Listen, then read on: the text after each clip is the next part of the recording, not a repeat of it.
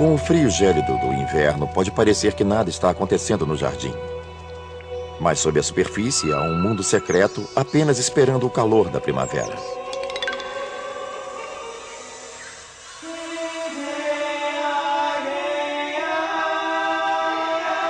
O mundo secreto dos jardins.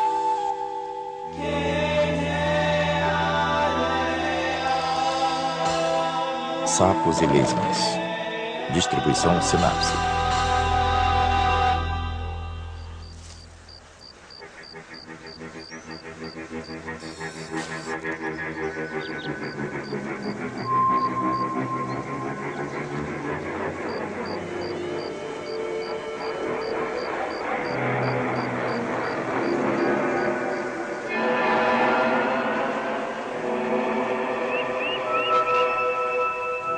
Na primavera, assim que o solo começa a esquentar, muitas criaturas que passaram o inverno abrigadas sob o solo começam a emergir.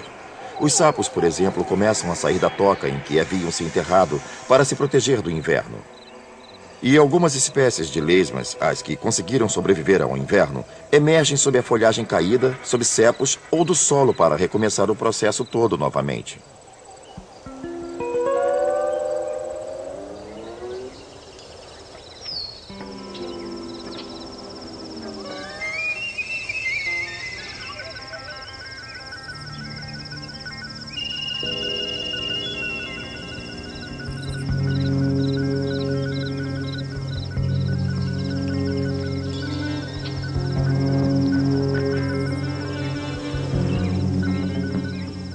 Claro, se as lesmas estão emergindo, podem se dedicar inteiramente ao processo da alimentação. Começam a procurar plantas recém-brotadas, viçosas e deliciosas para se fartar. Os sapos também aparecem atrás de uma boa refeição.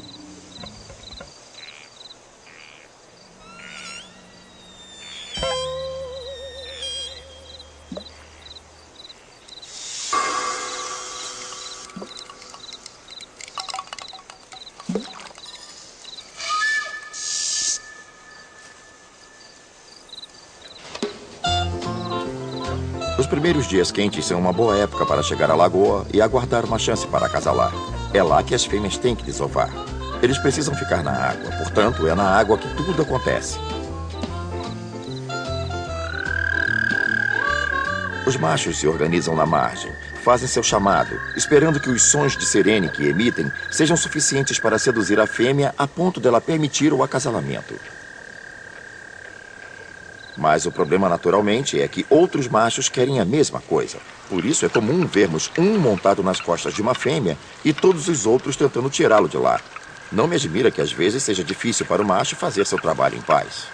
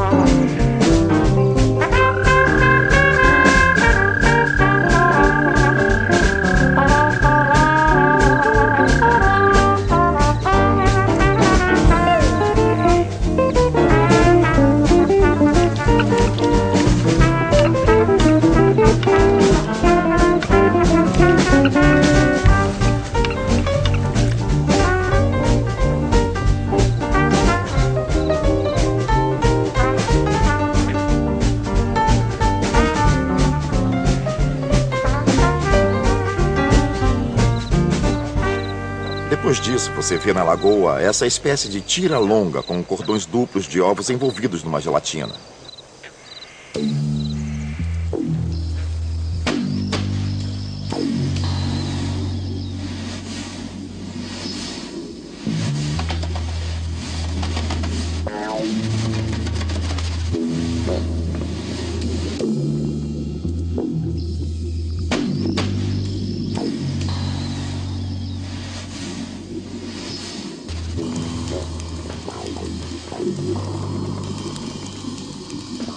Quando os girinos emergem, partilham a parte superior da água, os primeiros centímetros, com várias espécies de criaturas, como larvas de mosquito e muitas outras que ficam rodeando a superfície da lagoa.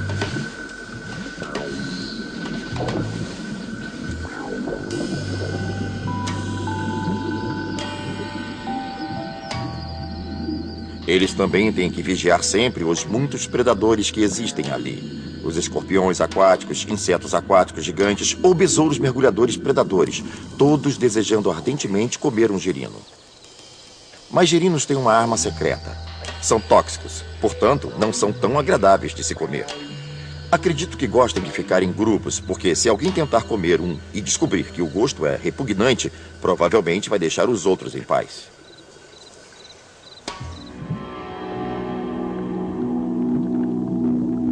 Eles começam respirando por brânquias para que possam obter o oxigênio da água. Mas depois que surgem as patas, eles já estão prontos para se adaptar à nova vida ao ar livre. Chega uma hora em que os girinos finalmente chegam ao estágio de desenvolvimento em que conseguem executar um ritual antigo. A transição da vida aquática com brânquias para a vida sobre o solo, respirando o ar. Como todos os ovos de sapos são postos ao mesmo tempo, todos os girinos ficam prontos para emergir em massa. Essa é uma época de grande vulnerabilidade porque são muito pequenos e, como se agrupam na margem, ficam expostos.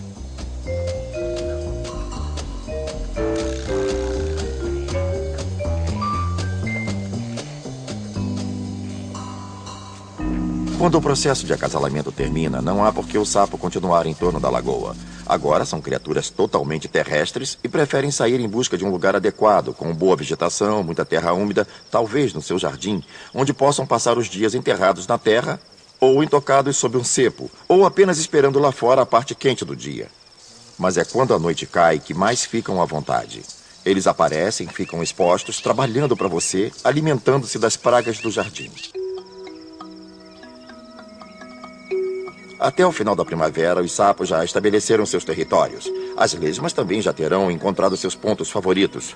Mas um dos objetivos dela será ficar fora do caminho dos sapos famintos.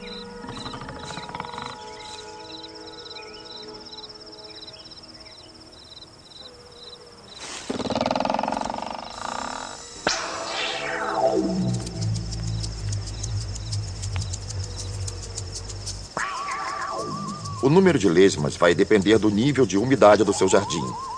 Se o seu for quente e ensolarado, você não terá muitas lesmas.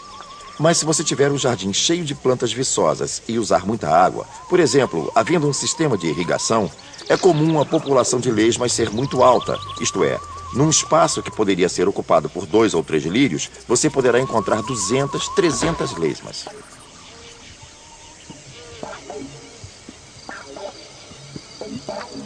Quando nos referimos a lesmas, em geral pensamos que uma é igual à outra, mas na verdade há uma grande variação de formatos.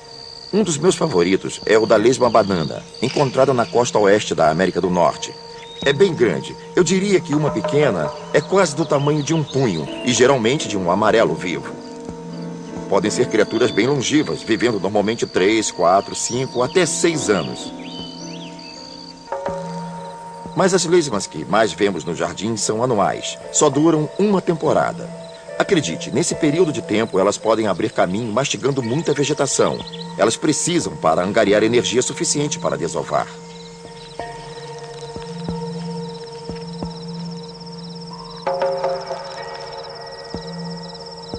Elas possuem partes bucais interessantes porque têm um órgão longo, que é uma espécie de língua, chamada rádula.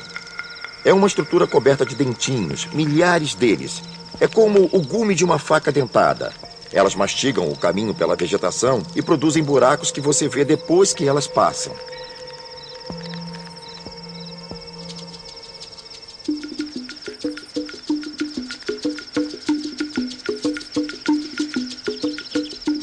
Por isso, você deve pensar que as lesmas são uma coisa inteiramente negativa para o seu jardim. Mas há uma coisa também interessante que você poderá observar sobre elas. Também comem outras coisas importantes. Não comem apenas vegetação viva, as plantas do seu jardim. Elas também comem as algas que crescem na superfície e matéria orgânica em decomposição. E também comem o excremento de todo tipo de criaturas. Cães, gatos, esquilos, qualquer um. e transformam todas essas coisas, toda essa matéria orgânica, numa massa compacta que resulta num bom fertilizante para suas plantas. Então, elas são nutrientes ambulantes e os espalham pelo seu jardim.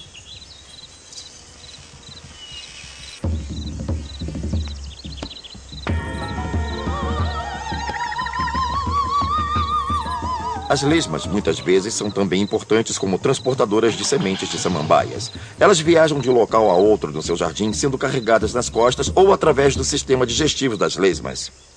Uma das minhas plantas de jardim favoritas para cobrir o solo é o gengibre, ou o gengibre selvagem. Mas para que se reproduzam, precisam das lesmas. Elas produzem uma flor que brota muito rente ao chão e não há muitos insetos polinizadores tão embaixo. Aliás, essas flores se especializaram em lesmas como polinizadoras. Se você as observar, verá que uma das pétalas toca o chão quase como uma rampa, para que a lesma suba nela a fim de transferir o pólen dos estames, que são a parte masculina, para o pistilo, que é a parte feminina da flor. Assim, o gengibre selvagem depende quase que totalmente de que as lesmas o polinizem.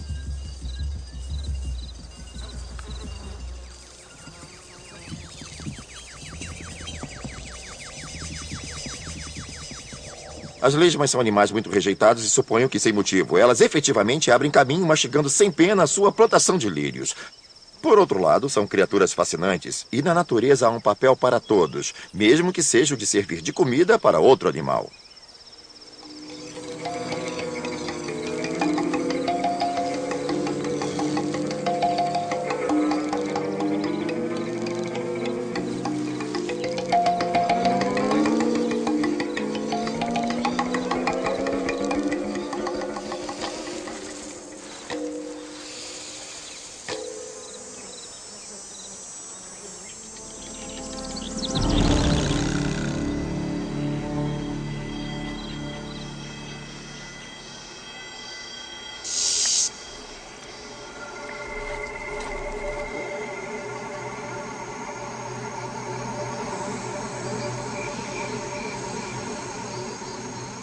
Os sapos são criaturas da noite. Quando o sol se põe, deixam seus esconderijos diurnos para caçar besouros, mariposas e outros insetos voadores que adoram comer.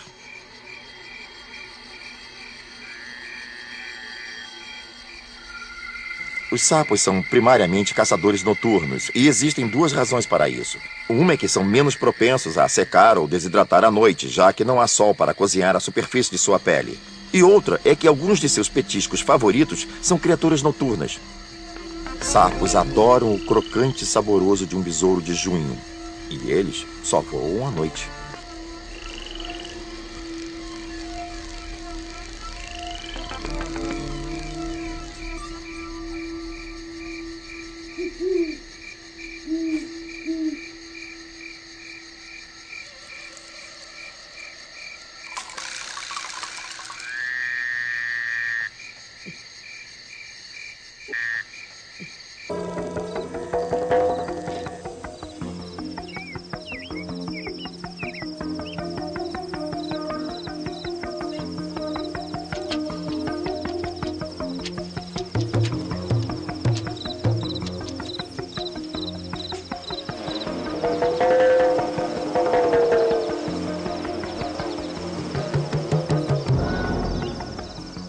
O jardim é o habitat ideal para os sapos, porque, como bons jardineiros, estão sempre trabalhando o solo, escavando o tempo todo, e isso deixa a terra fofa, fácil de se plantar.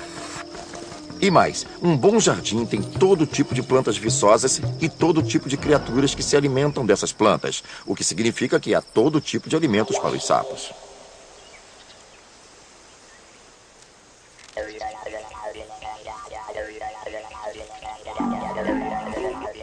Além disso, eles têm um apetite voraz. Ficam ao nível do chão, onde existem muitas pragas terríveis que eles gostam de comer. Um bom destruidor de jardins é o gafanhoto. É mastigando que abrem caminho pela vegetação e deixam buracos feios em todo lugar. Mas os sapos ficam mais do que satisfeitos de transformá-los em refeição.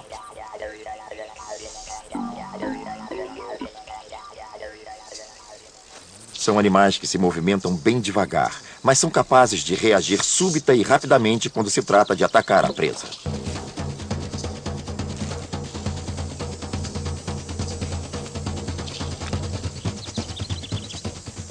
A etapa seguinte é interessante de se observar. Os olhos recuam para dentro da cabeça enquanto todos os músculos se contraem para a deglutição. O alimento simplesmente desce enquanto eles forçam para baixo. Mas uma outra boa razão para adorarmos os sapos é que as lesmas são o tipo de coisa que muito poucas criaturas querem comer. Mas aos sapos dão água na boca.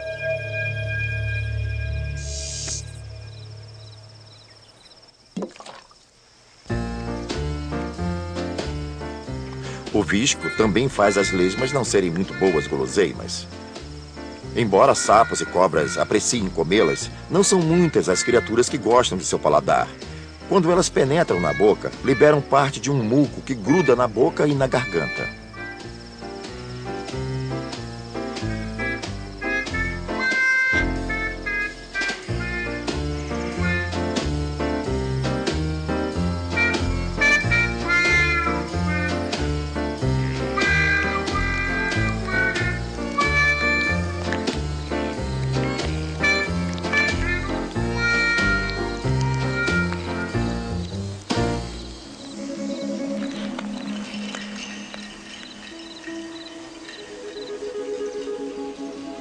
Mas as lesmas têm controle completo sobre a exudação do muco. Se uma quiser se mover para frente, economiza energia produzindo um pouco de visco para que, ao impulsionar o corpo adiante, deslize sobre ele. Isso é melhor do que suportar a fricção contra a superfície onde está. Se observar o andar da lesma, vai ver que se move usando um pé e, a seguir, criando ondas de contração para deslizar sobre a superfície. Dá para ver que é uma ação contínua, em que há ondulações de músculos que se contraem ao longo do corpo. Essencialmente, elas empurram a parte de trás e puxam a parte da frente ao mesmo tempo. Para saber onde a lesma andou se alimentando à noite, é só observar essas tiras longas, finas e prateadas de visco velho que ela deixou para trás.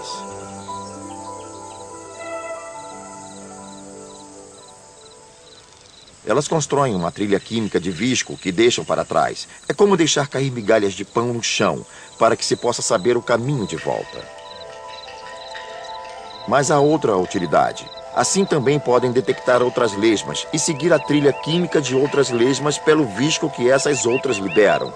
E eu desconfio que elas sinalizam entre si coisas diferentes, como a chamada ao acasalamento.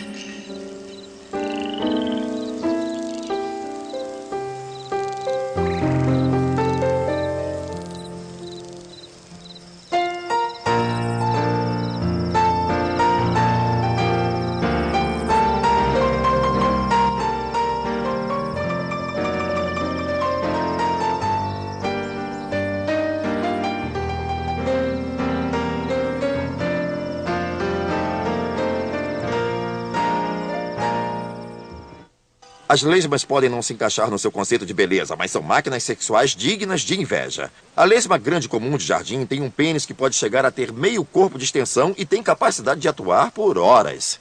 Ao fazerem a corte, duas lesmas circulam uma a outra num ritual de revezamento de mordiscadas e toques antes de finalmente começarem uma noite silenciosa de acasalamento agitado e viscoso.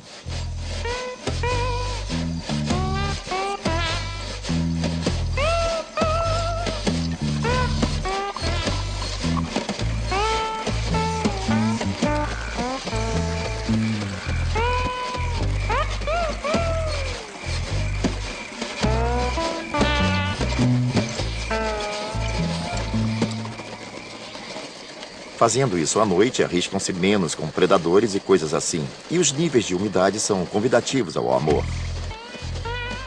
Elas tentam conseguir maior espaço tridimensional para seus arroubos de amor. Então se penduram na vegetação por um fio de visco. Elas formam algo próximo ao formato de um S e ali se entrelaçam, digamos assim.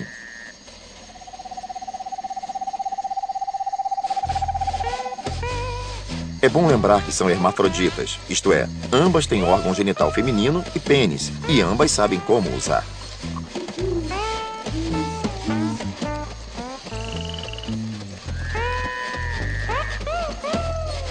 A parte difícil é tentar descobrir como se desvencilhar depois.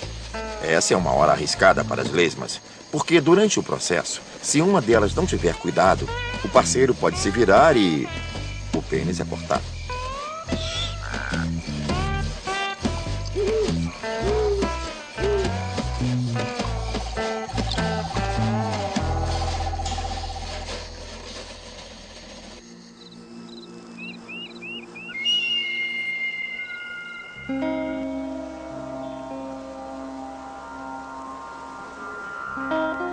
Quando o fim da estação começa a se aproximar e a temperatura cai, há muito menos atividade, muito menos plantas crescendo para alimentar as lesmas, há menos insetos para alimentar os sapos. Na verdade, começam a rarear. Quanto às lesmas, seu nível de atividade diminui com a queda da temperatura, até que finalmente são forçadas a buscar um local fresco e úmido como abrigo, onde vão ficar totalmente nativas, quietinhas, esperando passar o inverno. Em regiões muito frias, geralmente as lesmas adultas morrem, deixando para trás os ovos que vão sobreviver ao inverno.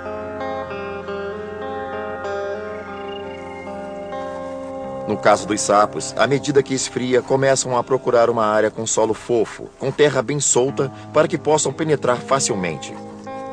Costumam escolher um local onde possam escavar mais fundo. No verão, o local onde se intocam costuma ser a poucos centímetros abaixo da superfície, mas para evitar o frio do inverno, eles se enterram a 60, 90, 120 centímetros da superfície, a fim de ficar bem abrigados das geadas mais fortes. Assim, eles podem se proteger do inverno com relativo conforto, até que seja a hora de emergir novamente na primavera.